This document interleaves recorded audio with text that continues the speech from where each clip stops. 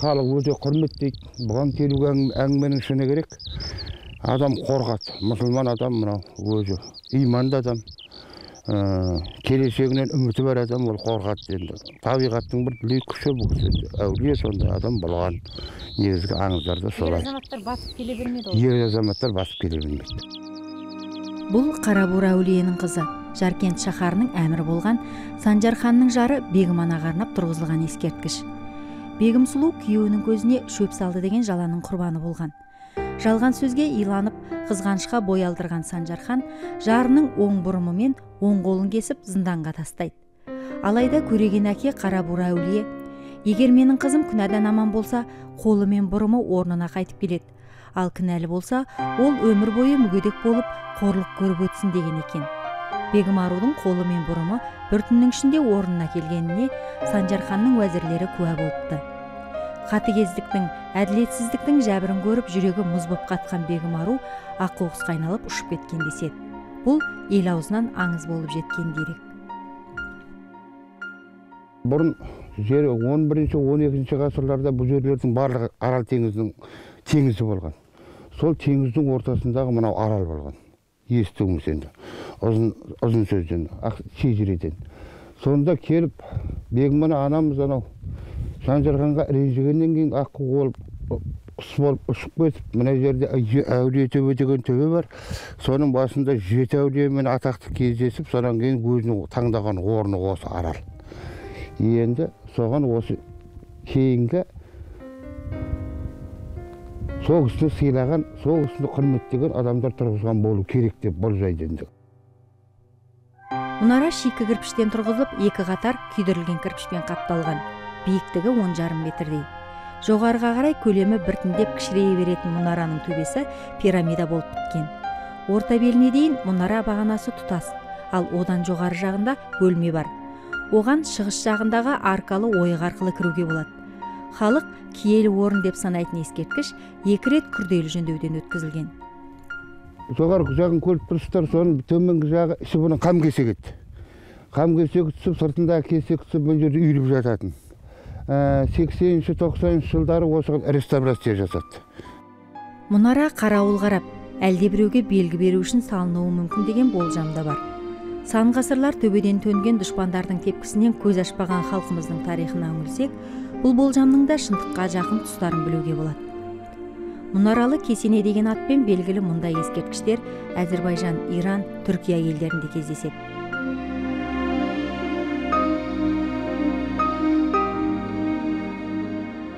Осындай тағы бір ескерткіш мұнара Кәуекей ауылынан 2 шақырымдай жерде орналасқан. Сараман қоса деп аталатын республикалық санаттағы архитектуралық ескерткіш жайлы да аңыз түрлері көп. Алғашқы нұсқасында бұл махаббат белгісі ретінде қойылған делінеді. Ақсақалдардың бәрі айтуы бойынша, көне көз адамдардың айтуы бойынша, бұны 2 не бар, аңыз бар. Оны біреуі ғашықтар жөнінде, біріншісі, екіншісі жортуылға, жорыққа байланысты айтылған. Сара Аман деген қоса мұнарасы дейді. Қоса деген бізде 2, Сара Аман деген. Мұнарада да бір көне кішкентай қосасы мұнара болды. Сара қыздың аты, Аман жігіттің аты. 2 ғашық. Ата енесінің аталарының келісімін алмай, өзінің сүйгеніне қосылған Сара деген қыз. Соның артынан осы арада, мына жақтан келіп, мына жерде көне бізде Жидеға деген көне жер бар, ары қарай Күйікқа деген бұрынғы қаланың орындары бар. Үйінінде төмпешік бар, үлкен төмпешік. Енді соған осы арадан келіп, ізден қуған ағалары, әкелері ізден жіберген қуып.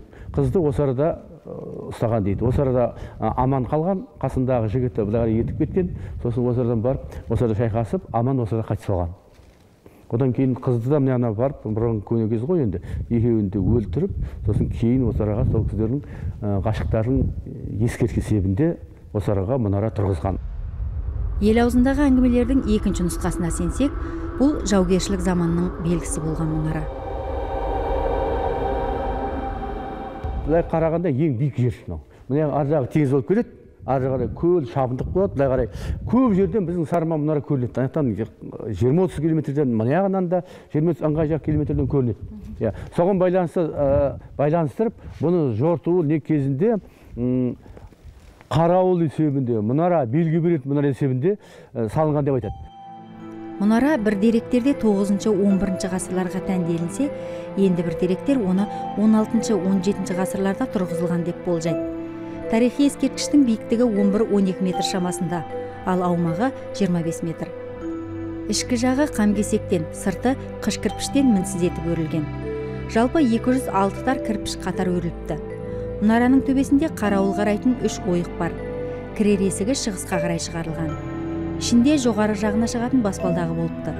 Көптеген тарихи орындар секілді бұл мұнара да жер бетінен жоғалып кетудің алдында қалған.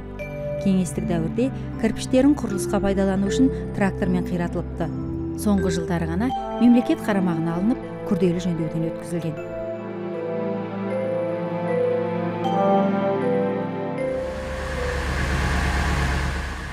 Ал Ұзынтам мұнарасы 11-12 ғасырлардың белгісі.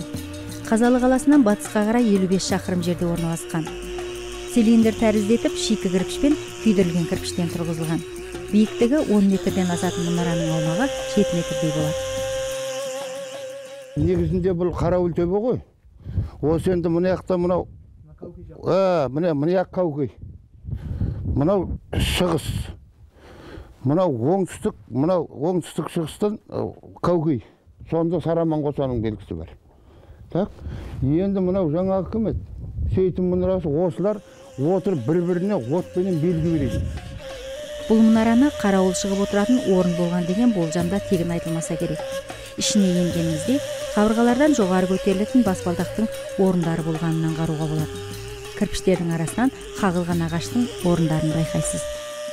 Құрылыстың басталғанда сол құрылысты әдейі көтеріп биіктеу үшін, адам тұру үшін жасалған нелер ғой, соның орындары ғой. Иә. Сосын мынау босағадан шұңқырлар. Босағадан былай бұнда басқал болған. Жоғары төбесі шығатын. Ең төбеге шығатын. Мінекей. Сонда шығып қарауыл қарап отыратын болған. От жағып отырады. Жау келатса от жағады. Белгі береді. Түрлі оттары болған. Өзі мына қазақ былайша айтады ғой, белгісі. Әр рудың, елдің белгісі болады, отпен беретін. Мына қарабілге беруге. Сондай қылып белгі беріп отыр. Талай ғасырды артқа тастап, тарихтың сан қилы сырын қойнына бүккен мұнара бүгінгі күні мүжіліп бара жатыр екен. Алыстан қарасаңыз, оның ортасынан қақ бөлініп, екі жаққа қарай құлағалы тұрғанын байқайсыз. Қошалмағандықтан жайылымдағы мал мен дала тағыларының табиғаттың дүлей күштерінен паналайтын орнына айналған мұнараның енді аз уақытта жер бетінен мүлде жойылып кету қаупі бар. Бұл енді ата-бабамыздың өзінің қолымен жасалып, осы өңірді жаудан, бөтенде түрлі нелерден қорғаған ескерткіштері ғой. Енді қазіргі таңда бұл енді үкіметімізде осы мәдени мұра осыларды қорғауға үлкен саясатпен, жауапкершілікпен қарап жатыр. Қазір үлкен жұмыстар атқарылып жатыр. Енді бұл белгінде қазір біз енді көздің қарашығындай сақтап, осыған жан-жағын қоршап, реставрация жасап, сөйтіп бұны да іске асырып, кәдімгі осы келешек ұрпаққа ескерткіш болып қалатындай, біздің ата-бабамыздың тарихымызды білетіндей дәрежеге келтіруіміз керек.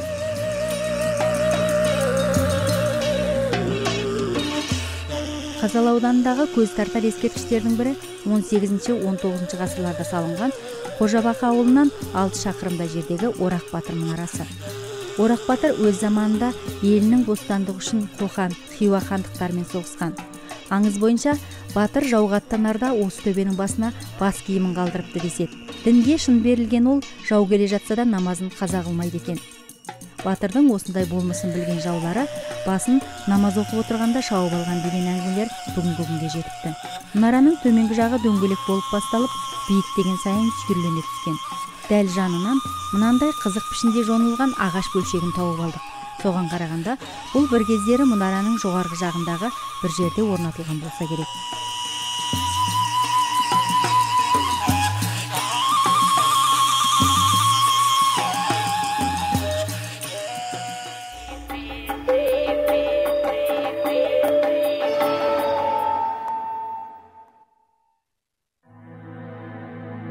Қазақтың даңқты батырларының бірі Жанқожаның жері осы сыр өңірі екені көпшілікке аян. Жанқожа батырдың атымен аталатын ауылға таяу жерде үлкен қорым бар. 18 ғасырға тән бұл киелі орын ел арасында Өтеген Нұрымбет зираты деп аталады.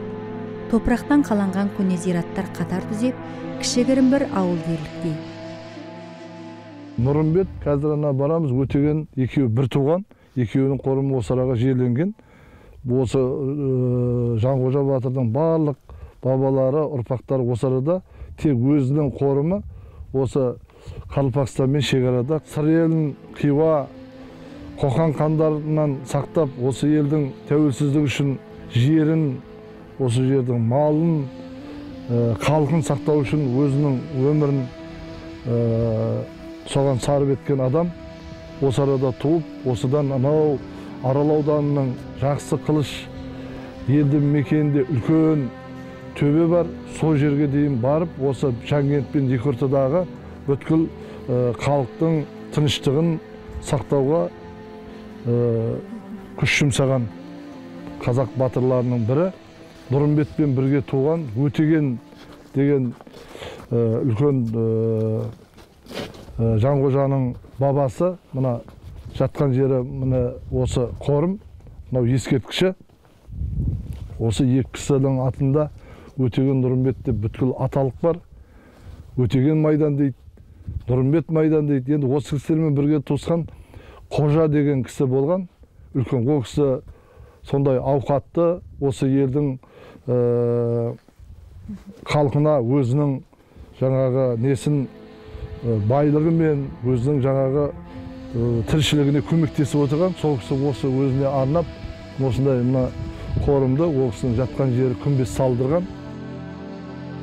Халқының азаттығы жолында өмірінің соңына дейін күресіп өткен Жанқожа бабаның батырлығы жайлы әңгімелер айтылып та жазылып та жүр. Оның алмас қылыштай жарқылдаған өткір мінезі жас кезінен ақ талайды қаймықтырған деседі. Осы арада қан болған, Қылышбай хан деген. Соның өздерің тарихта білесіздер, 18 жасында сол ханның әділетсіздігі болып, Жанқожа ата соның әділетсіздігіне көнбей, балтамен ол кісіні шабады. Сөйтіп ол кісі сол әлсіреп жатқанда оның әскерлері келіп Жанқожаны, жас жігіт қой енді, 16 жасар, бұны ұстаймыз деп байлам нетіп атқан кезде, сендер оған тимеңдер, мен өзімнен болды әділетсіздік. Жанқожа кейін халықты басқарады, халық қорғайды деген екен. Сол ханның айтқаны келіп, Жанқожа 86 жасына дейін өмір сүріп, бүткіл қазақты қорғаған адам. Кесенелер балшықтан тұрғызылған, төбесі киіз үй тәріздес дөңгелек пішінді болып келеді. Биіктігі шамамен 2,5-3 метрдей болатын мазардың әлі күнге дейін құлап қалмай тұрғаны қайран қалдырады. Кейбір жерлері ғана жауын шашыннан мүжіле бастаған. Кесененің осынша ғасырлар бойы пішінін бермей тұруы, оны көтеру барысында қолданылған қоспалардың құрамының өзгешелігінен болса керек.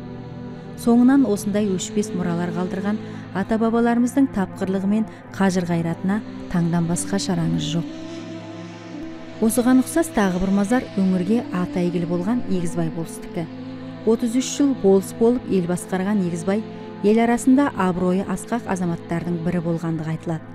Халықтың басына түскен түрлі нәубеттерді бірге көтеріп, одан алып шығар жол іздеген деседі. 1933 жылы сол ашаршылық жылы басталғанда теңіздің қолтығына барып, сояқта бұл кісі дүниеден өткен, ол кісінің денесін дарияның ішімен қайықпен сол елдегі ағайындар әкеліп, осы араға жерлеген. Сонан енді барлық ұрпақтары осы қатарда өмір сүріп жатыр қазір елде. Бұл Қазалы өңіріндегі тарих ескерткіштердің бір шоғыры ғана. Ескерткіштер ел тарихы. Мәдени мұра бағдарламасы барысында келер ұрпаққа елдігіміздің айғағы ретінде қалар ескерткіштерімізді жүйелеп, халыққа таныстыру, қалпына келтіру ісі жалғаса бермек.